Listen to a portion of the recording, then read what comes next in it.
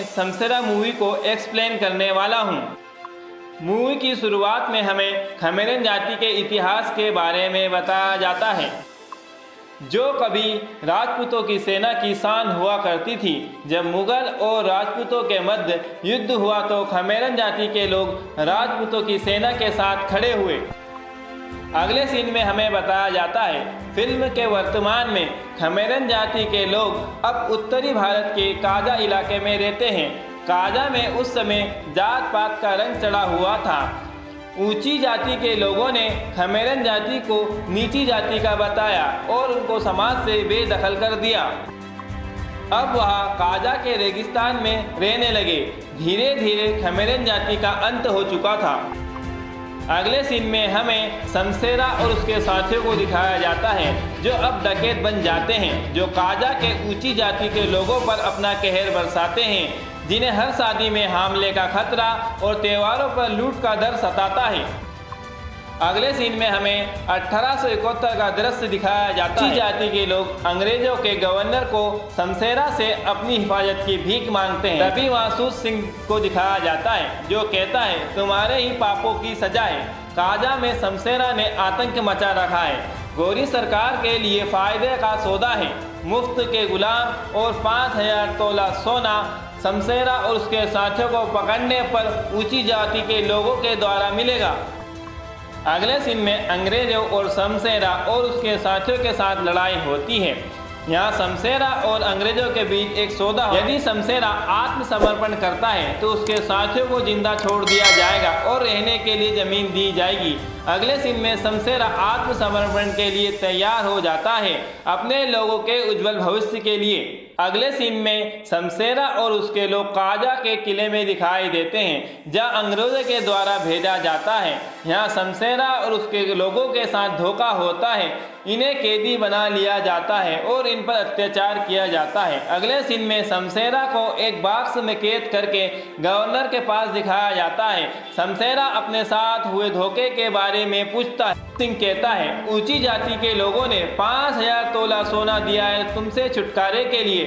तुम 10,000 तोला सोना दो और अपनी आज़ादी के लिए शर्त मंजूर कर लेता है। सरकारी कागज पर अंग्रेजों से समझौता लिखवा लेता है।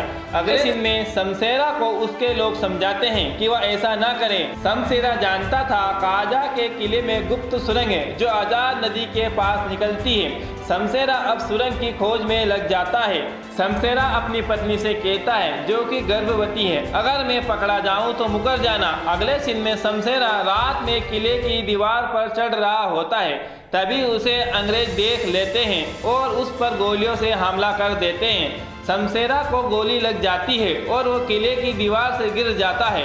अगले सीन में समसेरा को लटका दिया जाता है। उसकी पत्नी उसे भगोड़ा कहती है और पत्थरों को फेंककर समसेरा को मार दिया जाता है। अगले सीन में हमें समसेरा के मरने के 25 साल के बाद वाला सीन दिखाया जाता है। अब समसेरा का लड़का, जिसका नाम बल्ली है, वह बड़ा हो चुका है, जो बच्चों से चोरी करवाता है और खुद को अफसर कहलाता है। सभी लोग उसे भगोड़े की औलाद कहते हैं और वो अफसर बनने का सपना देखता है।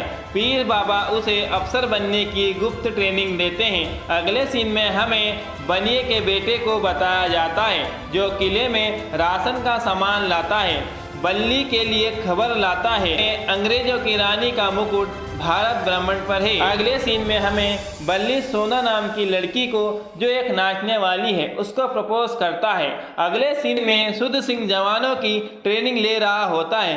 तभी वहाँ बल्ली पहुँच जाता है। बल्ली अफसर बनने के लिए अपनी क्षमता को दिखाता है। सुध सिंह बल्ली को अफसर बनने के लिए एक शर्त रखता है। एक छोटे बच्चे को कोड़े मारने को कहता है। बल्ली कोड़े मारने के लिए मना कर देता है और खुद कोड़े खाने के लिए तैयार हो जाता है। सुध सिंह बल्ली को 30 कोड़े मारता है। अगले सीन में पीर बाबा से उसके बाप को कैसे मारा पूछता है।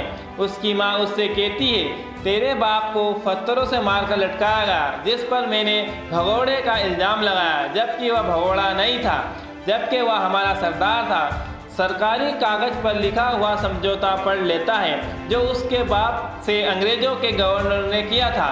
अगले दिन सुबह बल्ली किले की दीवार पर चढ़ जाता है। सब उसे नीचे उतारने का प्रयास कर बल्ली को अपना बाप शमशेरा पानी के अंदर गिरता हुआ दिखाई देता है। बल्ली भी पानी के अंदर कूद जाता है। अंग्रेज पानी के अंदर से किसी और की लाश निकाल लेते हैं जिसे वह बल्ली की समझते हैं। अगले सीन में बल्ली आजाद नदी के पास दिखाई देता है। उसके पास एक नक्शा होता है, उसके हिसाब से रास्ता तय करना होता है।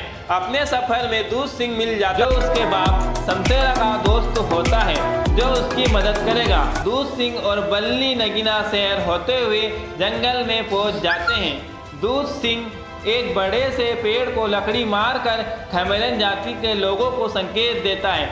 सभी बल्ली को देखकर खुश हो जाते हैं। अगले सीन में बल्ली और उसके साथी सोना से मदद मांगने पहुंचते हैं जो बल्ली की प्रेमिका होती है जो नाचने का काम करती है। एक रात बल्ली और उसके साथी नगीना शहर में अंग्रेजों के हथियारों को लूट लेते हैं। अगले सीन में काजा के ऊंची जाति के लोगों को लूटने लगते हैं। बल्ली के साथ खमेरन जाति के लोग और भी जुड़ जाते हैं। अंग्रेज सरकार बल्ली की सूचना देने वाले को 50 सोने के सिक्के देने का इनाम रखती है। अगले सीन में शुद्ध सिंह को एक सिपाही बताता है सोना नाम की लड़की जो नाचने वाली है वह बल्ली डकैत की मंगेतर है।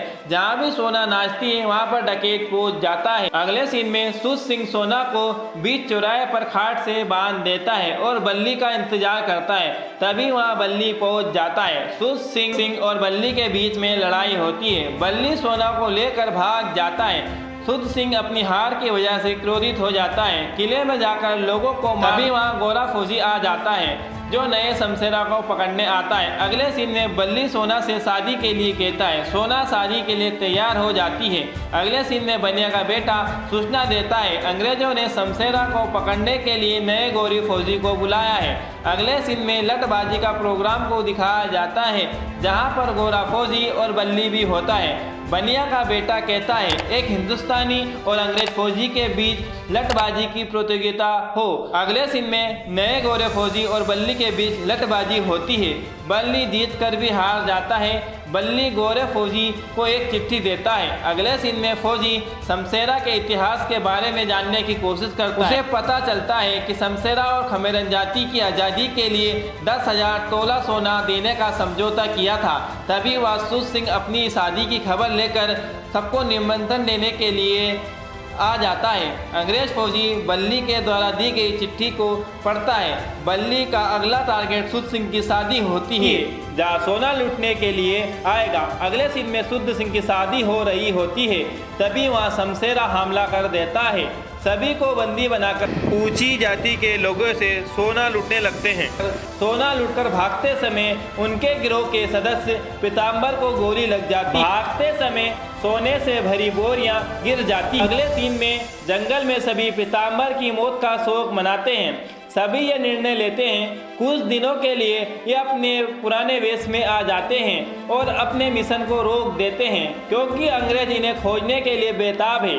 अगले सीन में काजा के ऊंची जाति के लोग बड़े गोरे फौजी के पास कहते हुए दिखाई देते हैं दिवाली आने वाली है, शमशेरा की छाया हम हमारे त्योहार पर नहीं पड़ने देंगे। आप शमशेरा को कब पकड़ेंगे?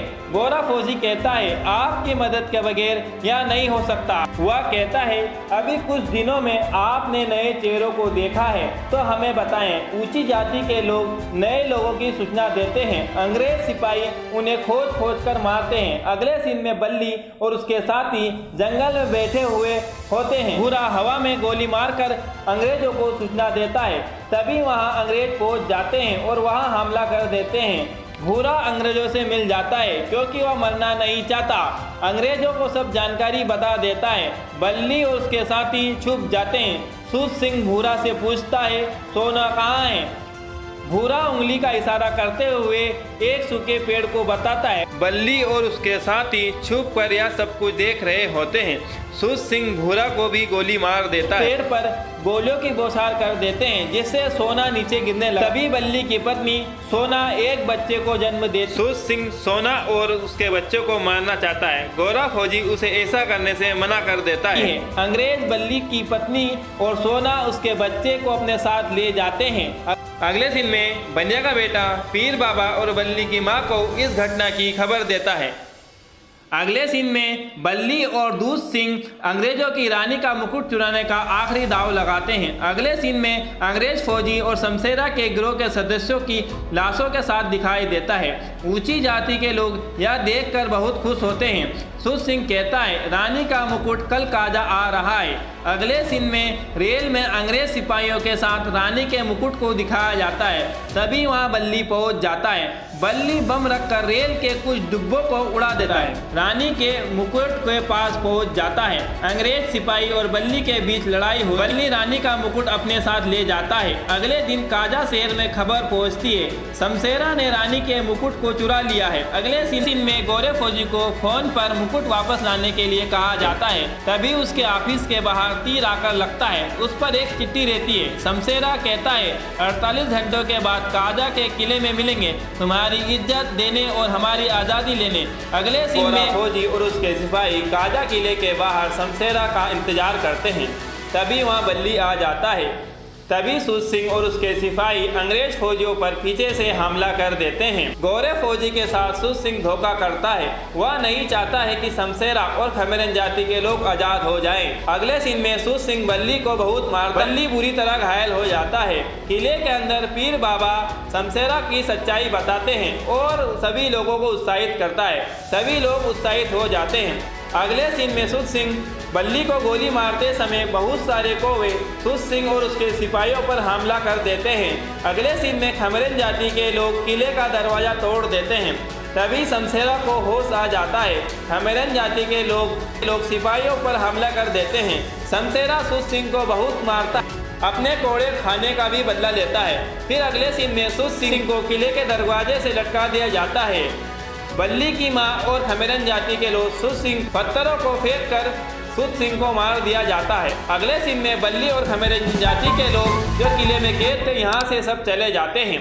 अगले सीन में गोरे फौजी को दिखाया जाता है। किले के दरवाजे पर बल्ली रानी का मुकुट और एक चिट्ठी छोड़कर जाता रहता है। हमारी आज़ादी की लागत से कई गुना रकम हमने अदा की है। हम खमेरन ने आपकी इज्जत यानी रानी का मुकुट। इस तरह बल्ली अपने बाप शमशेरा के सपने को खमेरन जाति के लोगों को आज़ादी का सपना पूरा करता है।